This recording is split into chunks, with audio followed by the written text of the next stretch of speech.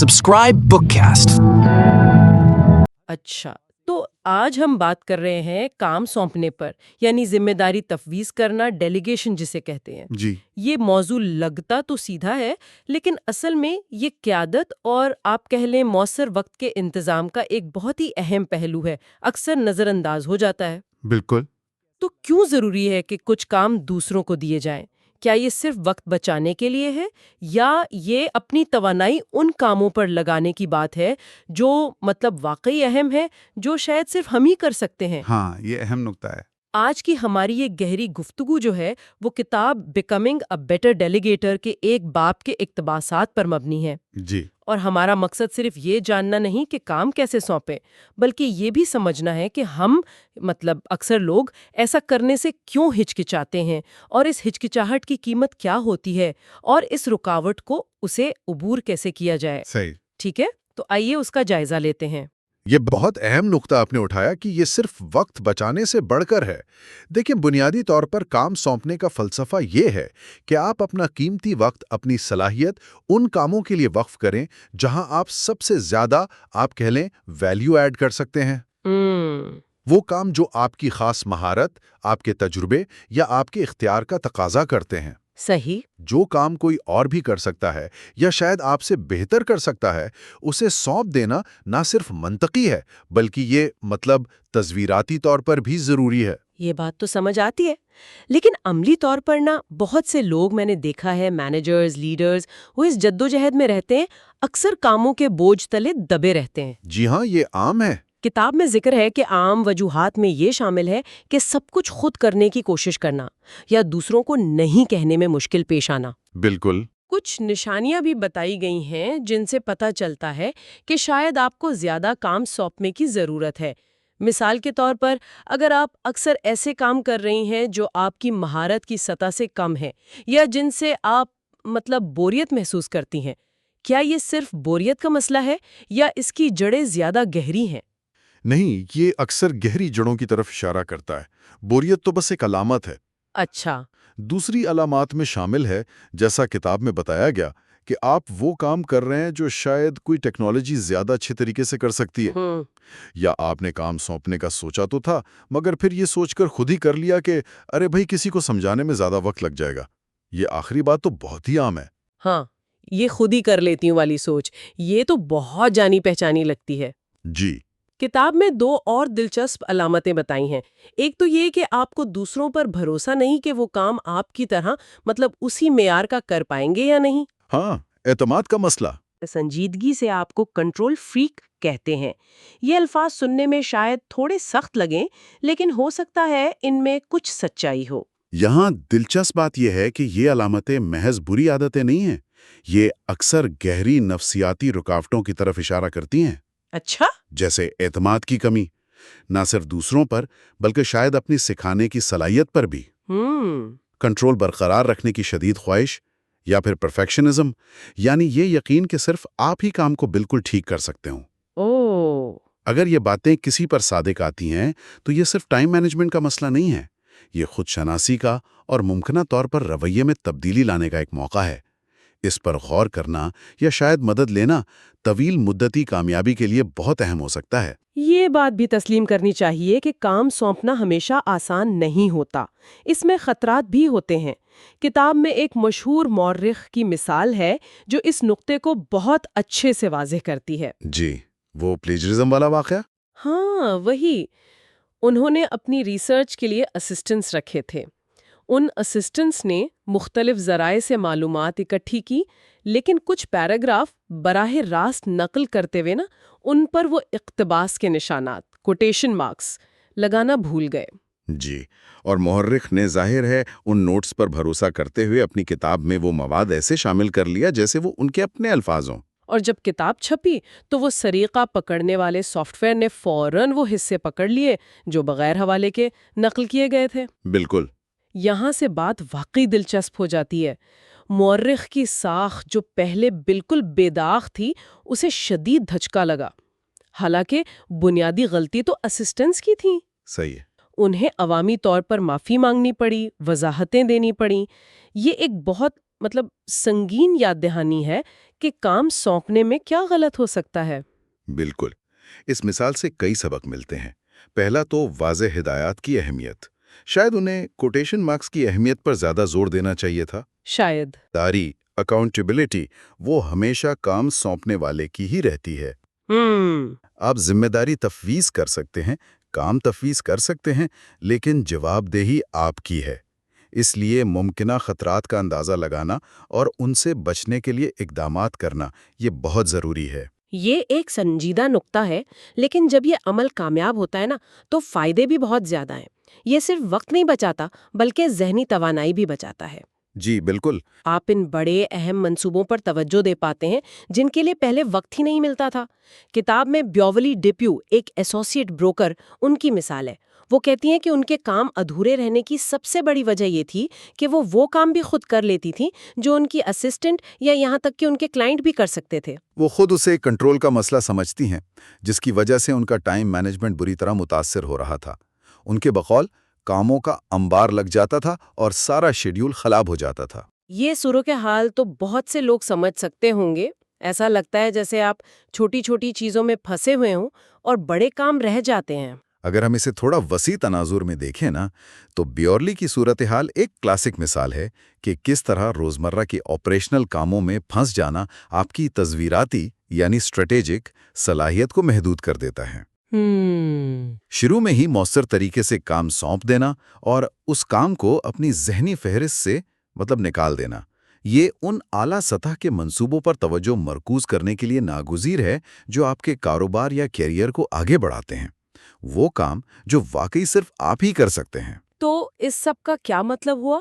اس کا مطلب ہے کہ مؤثر ڈیلیگیشن یہ ایک ہنر ہے جسے سیکھا جا سکتا ہے۔ بالکل۔ یہ صرف یہ کہنا نہیں کہ یہ کام کر دو۔ کتاب میں اس عمل کو منظم کرنے کے لیے 8 عملی اقدام بتائے گئے ہیں۔ آئیے ان پر ایک نظر ڈالتے ہیں تھوڑا تفصیل سے۔ ضرور۔ پہلا قدم بظاہر بہت آسان لگتا ہے، لیکن یہ بنیاد ہے۔ قدم 1، فیصلہ کریں کہ کیا کام سونپنا ہے۔ کتاب کہتی ہے کہ ان کاموں سے شروع کریں جو آپ کو ناپسند ہے یا جن میں آپ کی مہارت اتنی نہیں، یا وہ کام جو کوئی دوسرا بھی اتنا ہی اچھا یا شاید آپ سے بہتر کر سکتا ہے۔ کیا اس میں وہ کام بھی شامل ہیں جو کسی اور کے لیے سیکھنے کا موقع بن سکتے ہیں؟ یہ ایک بہترین اضافہ ہے۔ بالکل۔ بعض اوقات کوئی کام جو آپ کے لیے معمول کا ہے وہ کسی جونیئر ٹیم ممبر کے لیے ترقی کا زینہ ثابت ہو سکتا ہے، تو کام سونپتے وقت صرف اپنی ناپسندیدگی نہیں بلکہ دوسروں کی نشوونما کے مواقع کو بھی ذہن میں رکھنا چاہیے۔ صحیح۔ اس کے بعد آتا ہے سب سے نازک مرحلہ۔ قدم 2، بہترین شخص کا انتخاب کریں۔ یہ صرف قابلیت کی بات نہیں ہے نا، اعتماد اور موافقت بھی ضروری ہے۔ بالکل۔ کتاب اس پر بہت زور دیتی ہے۔ صرف ریزیومے پر انحصار نہ کریں، فون یا ویڈیو انٹرویو کریں تاکہ آپ شخصیت اور کمیونیکیشن سٹائل کو سمجھ سکیں۔ بل مشافہ ملاقات اگر ممکن ہو تو بہترین ہے۔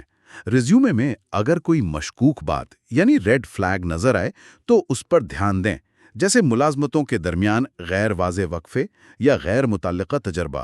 اچھا۔ اور سب سے اہم، اگر ممکن ہو تو ایک چھوٹا سا نمونے کا کام دیں، پیڈ سیمپل ٹاسک، جو اصل کام سے ملتا جلتا ہو۔ اس سے آپ کو ان کی عملی صلاحیت، تفصیل پر توجہ اور ہدایات پر عمل کرنے کی اہلیت کا اندازہ ہو جائے گا۔ ہاں، یہ بہت اہم ہے۔ یہ تھوڑا اضافی وقت ضرور لے سکتا ہے، لیکن طویل مدت میں یہ آپ کو بہت سے مسائل سے بچا سکتا ہے۔ یہ نمونے کا کام والا نقطہ واقعی بہت عملی ہے۔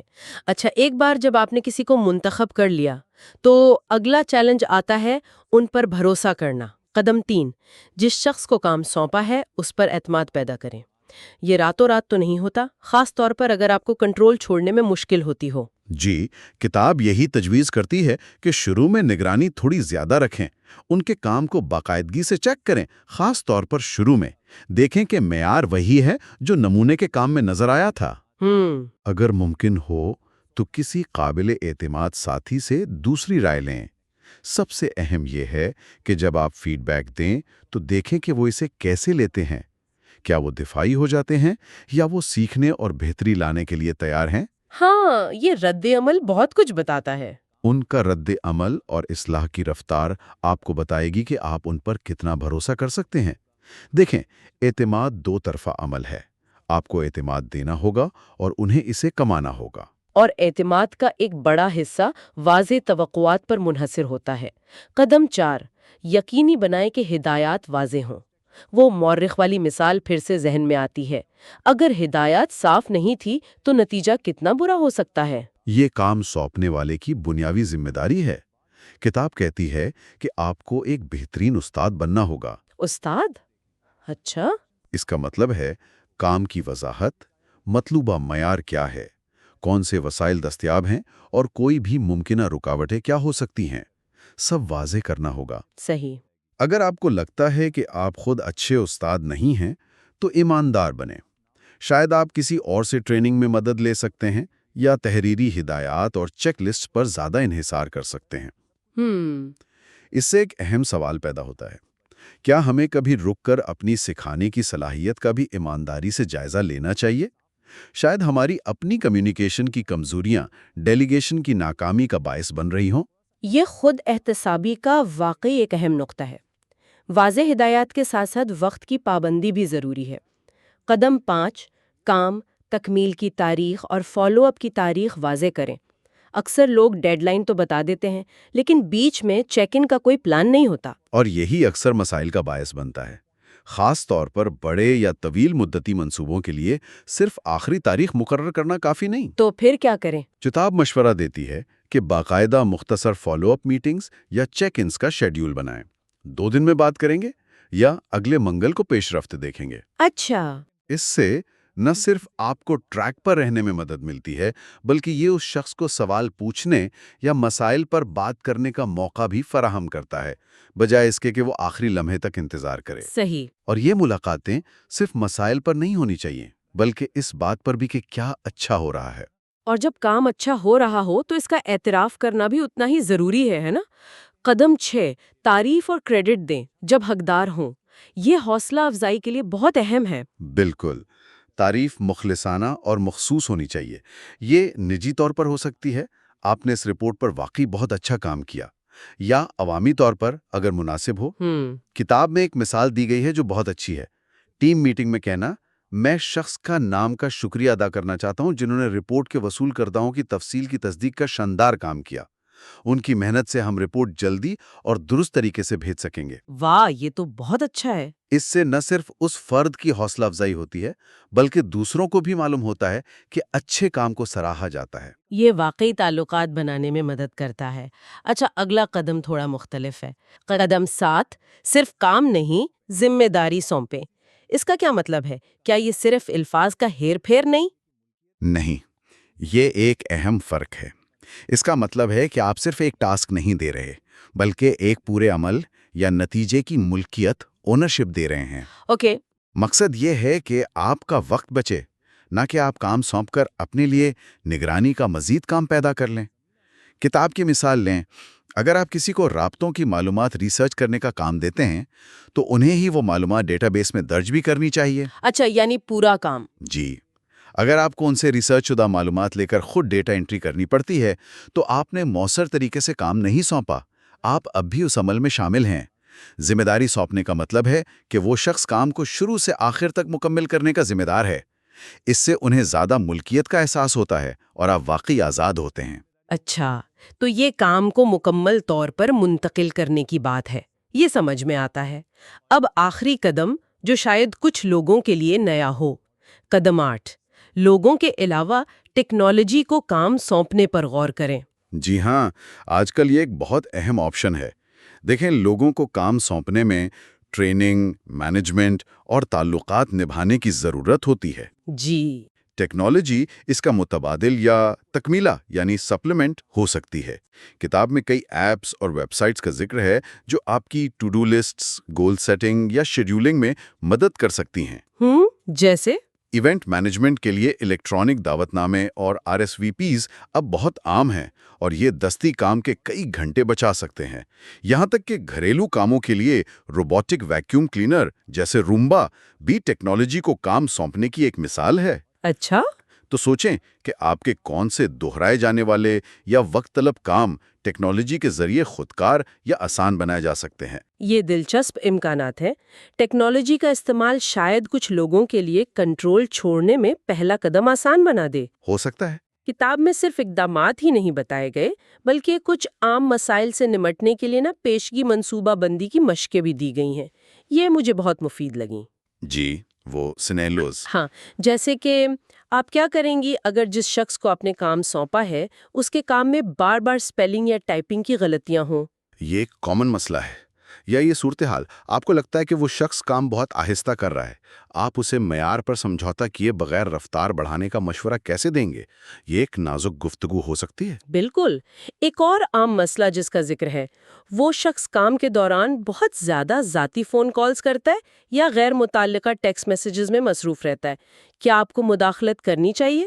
اگر ہاں تو کس طرح؟ اور ایک مثبت صورتحال بھی ہے، آپ کام سے خوش ہیں لیکن آپ چاہتے ہیں کہ پیش رفت پر بات کرنے کے لیے زیادہ باقاعدہ ملاقاتیں ہوں۔ آپ اس تجویز کو کیسے پیش کریں گے تاکہ وہ شخص یہ محسوس نہ کرے کہ آپ اس کی نگرانی کر رہے ہیں یا اس پر عدم اعتماد کا اظہار کر رہے ہیں؟ یہ ممکنہ حالات کے بارے میں پہلے سے سوچ لینا آپ کو زیادہ پراعتماد بنا سکتا ہے۔ یہ پیشگی سوچ واقعی اہم ہے۔ اس سے آپ غیر متوقع صورتحال میں گھبرانے کے بجائے تیار محسوس کرتے ہیں۔ بالکل۔ جب آپ ان ممکنہ چیلنجز کے لیے ذہنی طور پر تیار ہوتے ہیں تو آپ زیادہ سکون اور اعتماد کے ساتھ ذمہ داریاں تفویض کر پاتے ہیں۔ یہ جاننا کہ آپ مختلف نتائج سے کیسے نمٹیں گے خود عمل کو کم خوفناک بنا دیتا ہے۔ تو خلاصہ یہ ہوا کہ کام سونپنا صرف دوسروں کو کام دینا نہیں ہے، بلکہ یہ ایک تصویراتی ہنر ہے۔ جی، یہ آپ کو اپنی سب سے قیمتی چیز یعنی وقت اور توانائی کو ان کاموں پر لگانے کی اجازت دیتا ہے جو سب سے زیادہ اہمیت رکھتے ہیں۔ اس میں چیلنجز ہیں جیسے وہ مورخ کی مثال نے دکھایا، لیکن فوائد جیسا کہ بیورلی کی کہانی سے ظاہر ہوا وہ کہیں زیادہ ہیں۔ یقینا۔ مؤثر طریقے سے کام سونپنے کے لیے منصوبہ بندی، صحیح شخص کا انتخاب، واضح ہدایات، اعتماد سازی، مناسب نگرانی اور تعریف کی ضرورت ہوتی ہے۔ وہ 8 اقدامات جو ہم نے ڈسکس کیے، کیا سونپنا ہے، کسے سونپنا ہے، اعتماد کیسے بنانا ہے، ہدایات کیسے دینی ہے، ڈیڈ لائنز اور فالو اپ، کریڈٹ دینا، پوری ذمہ داری سونپنا اور ٹیکنالوجی کا استعمال، یہ سب اس ہنر کو بہتر بنانے کے لیے ٹھوس بنیاد فراہم کرتے ہیں۔ اور آج کی گفتگو کے اختتام پر سامعین کے لیے ایک نکتہ چھوڑ جاتے ہیں غور و فکر کے لیے۔ کام سونپنے کے اس سارے عمل میں وہ نازک توازن کیسے قائم کیا جائے جو اعتماد دینے اور واضح رہنمائی فراہم کرنے کے درمیان ہوتا ہے؟ یہ اہم سوال ہے۔ یعنی کب آپ کو زیادہ تفصیلی ہدایات دینی چاہیے اور کب آپ کو تھوڑا پیچھے ہٹ کر اس شخص کو خود راستہ تلاش کرنے دینا چاہیے؟ اور یہ توازن یہ فرد کی صلاحیتوں، اس کے تجربے اور خود کام کی نوعیت کے لحاظ سے کیسے تبدیل ہوتا ہے؟ کہ گفتگو یہیں پر ختم کرتے ہیں۔ Make the best use of your time and turn every moment into growth. Subscribe now to Bookcast, where every day we share powerful self-help and business books to expand your mind, boost your productivity, and transform your life. Like this video, share it with others, because your one share can change someone's life too.